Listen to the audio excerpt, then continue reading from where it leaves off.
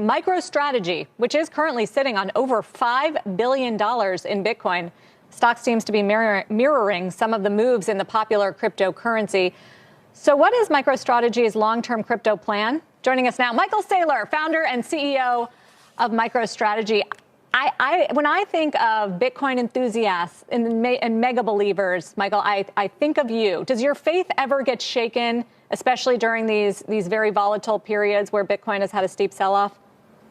No, in my entire career, I've never seen anything as compelling and unstoppable as Bitcoin. I'm extraordinarily enthusiastic. There are 8 billion people on the planet that need digital property, and Bitcoin is the dominant digital property network. So if you zoom out and you ask the question, how are you going to provide economic prosperity to billions of people at the speed of light over a computer network? There's no better idea than Bitcoin.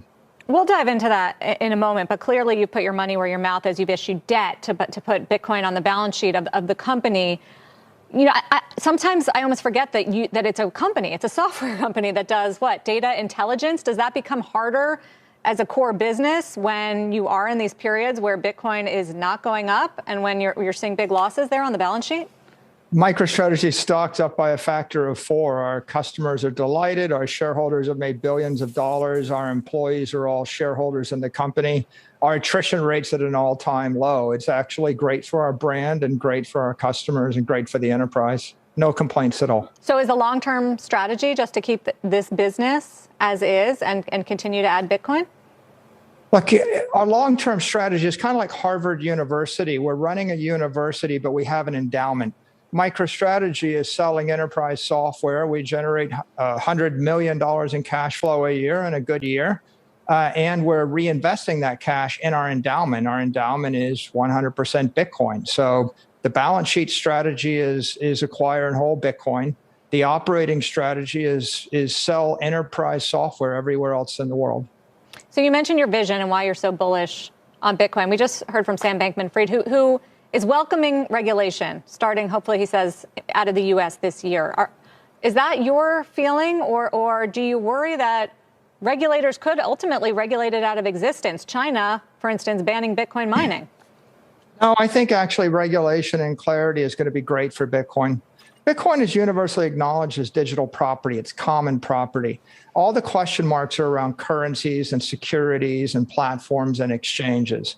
One thing that's clear is everybody on Earth wants to own property. And if you live in Africa or South America or Asia, what property would you rather own than Bitcoin?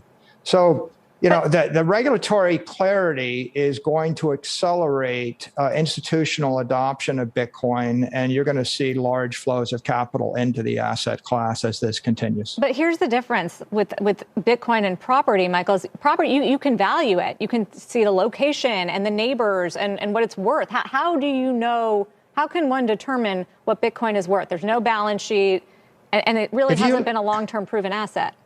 If you lived in Zimbabwe, what piece of property would you rather own than Bitcoin?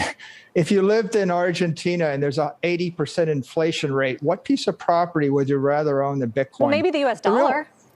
Actually not. The U.S. dollar is losing 20% of its value a year, and Bitcoin's going up in value every year.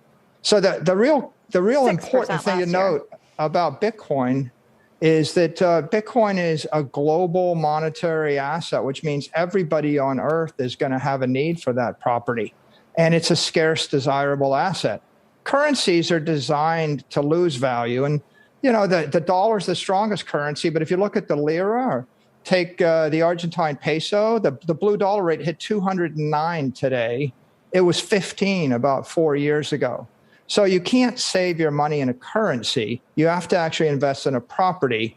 And for 3/4 of the world, they can't buy the S&P index. So it's not an academic question of whether or not you buy stocks or you buy Bitcoin.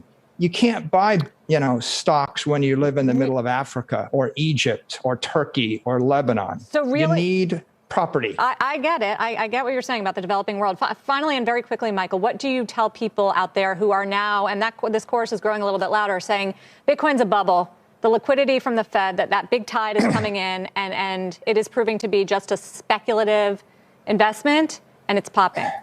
Yeah, people are skeptical of Amazon and Google and Facebook, but But, the next digital transformation is the digital transformation of property, money, and energy.